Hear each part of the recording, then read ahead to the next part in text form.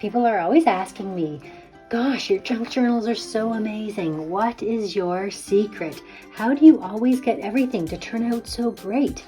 And the answer is as simple as a single word. Today I'm going to show you my latest creation. I'm going to flip through and show you the whole thing. And you let me know if you can figure out by the end what the one magic ingredient is. So let's get started. This is the Daphne's Diary magazine that I used to create this junk journal. It's issue number 7 from 2023. I'm excitingly awaiting issue number 7 from 2024, so I thought I would use this to get started. So this is an altered book.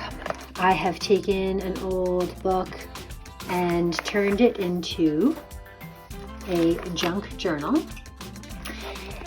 The process is very simple. I have other examples on my YouTube channel of these books and how I've created them. I'll leave a playlist for you at the end, but let's just do a little flip through here and then we'll go back and we'll talk about the cover. So inside I have used a variety of papers, things that are recycled like old pages from a book. This I actually had punched out a leaf to get this textured leaf, and I had this other negative image that served as a cute little page in my junk journal.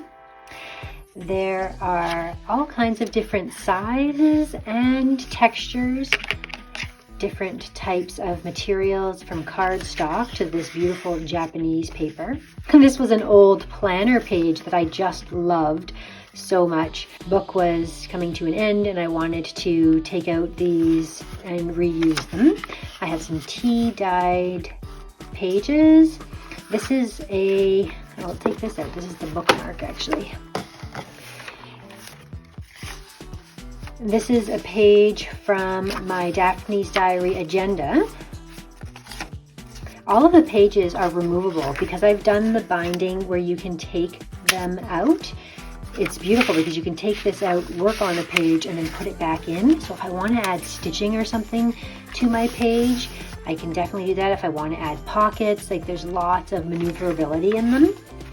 This is the other side of that planner page I was telling you about. I've got some ribbon on the edge throughout the journal.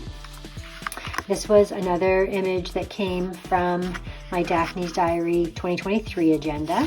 I didn't use it as an agenda because I already had my planner system when I found that book, but I needed to find another purpose. I just could not leave it on the shelf. So there is the other side of all those other pages you've seen. This came as an insert from a Daphne's Diary magazine, and then these are pages, but this is just so beautiful. Absolutely love this image. I'm not going to do anything to this page. Even this layout right here on both sides, I just love the colors. It's so fall and it's so pretty. Another one of those little agenda pages. You can definitely see the theme. This is like a little bookmark that I've used to have charms dangling off the top, so we can take that out as well. I've added lace to each of the edges. I've torn around most of the pages, top and bottom and sides. This is some of the paper from Daphne's Diary scrapbook paper magazine. It's just filled specifically with paper, although paper often does come in each of the issues as well. So we've got a really fun mix. Got a definite vintage feel to this girl. Doing her baking here. Another one on that side. And so you can see how they all blend together and how I have varied edges. So sometimes I have ribbon. This time I've got this pulled out page from this planner. Loved this mushroom image and it blended perfectly in with this apple page from one of her magazines. So if you're interested in what you can use a junk journal for, this will get covered over because it says spring. I have a whole video explaining how I use my junk journals because that seems to be a very popular question. Another bookmark that came in the planner that just adds to the top of the page. This is a beautiful textured Japanese paper. It's like a recycled paper. You can really see the fibers right in it. A little looped ribbon attached there. Another bookmark. This one I've actually even attached to the page, and I'm hanging this little cute mushroomy character off the side. So cute. Absolutely love these pom-poms. The texture, the size, the color. I put this on pretty much every junk journal I have.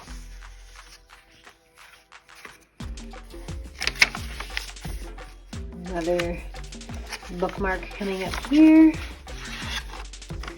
Another one that came from the Daphne's Diary agenda. When you buy that agenda, it has a pocket, a vellum pocket filled with all kinds of goodies. I like to take them out and use them here. Then we're reaching the end. Now, because these pages are removable, they're also expandable. If I had other items that I wanted to add to these pages, you can see all the glorious finish on the edge of that book. I could always add more in or take some out. And this is the back cover. And it literally was just the cover of the book, the back page of this book. Right there. So that's what this is. The back page of the magazine is pretty much right there. I just glued it right fully on place because it was the exact size that I needed for this book. So that was perfect. I was going to finish the back, but I kind of liked this edge, and even the barcode makes it feel like it's a real purchased book. So that's fun. And then if we turn things around and we look at the front of the book, so what you can see is I have taken this piece of it, but Daphne's Diary, you're going to say, should be right there. The reason why it's not there is because I actually cut it here, and then I took a piece of this and bandaged it up and put it there, but you can't even tell, but it frames the book perfectly. And even the side, like, I love the binding of it. What I've used for an enclosure is an elastic that comes around, loops on this button. This button fell apart, actually. It was one of these kind of buttons, and it actually had been created in layers. So when it fell apart, I actually kept the pieces and reused it as a flat, like, place to hold my ribbon or my elastic. So here I have fussy cut some images. I can show you where those are. Here they are here. There were 2 pages of images in this book that I fussy cut out, and then I used to create a collage. I started with a paper rosette and I built up from there. And I want to know if you can tell me, after looking at this book, what do you think the one secret ingredient is? Have you guessed it? Well, I'll tell you, the answer is texture. I try to find as many different textures in each junk journal, especially on the cover, that I can. And I will show you a little walkthrough on this cover exactly where I have added texture and how I have achieved that. So there we go there. Just do some little things out the top. So look at the different textures that we have. First off, we have metal. I'm actually even thinking of adding metal corner rounders, edging on the corners there to protect the corner and to add one more layer. But we've got metal in the bookmark that hangs over the side. We have metal in the charms. I have the beads themselves, which are like an acrylic or a plastic. I have paper, stitching, sequins, thread, this beautiful seam binding, pom-poms, different types of material. So this paper that we have here is like a thick cardstock. This is a beautiful piece of ephemera that came, that I created this sewn in sequined center. This beautiful rosette provides a layer of texture as well. You can barely see it peeking out. It's actually stitched beautifully underneath, but that all got covered up. And that's the thing with my projects. Sometimes you put so much time and energy into creating the base that you only ever see the tiniest little peek of it. This actually was sent to me in Happy Mail. I had a beautiful rosette swap that I did with some pen pals, and that I finally put to use in one of these. And so I've got the pumpkins in the back. This beautiful girl on the cover was not a part of my original design. I actually was going through some stuff. I tossed this on to the side because it's very fragile. I didn't want it to get wrecked, so I put it safely on top of the book. And then I realized I'm going to incorporate her into my design here. I originally had thought of creating her dress with ruffled ribbons, but I really wanted to utilize all of these beautiful images that captured fall so perfectly. I also have more texture on the edge here between the ripped pages and the pom-poms, the different ribbons, even this little leather star. You can really see all the ways I've had texture added to this page. This faceted gem is a different texture even than these enamel dots, and it all just blends together. Everything is made with love and care. I've handmade these little flowers. I have a video on those as well if you want to see how I create that from a scallop punch. So that is it.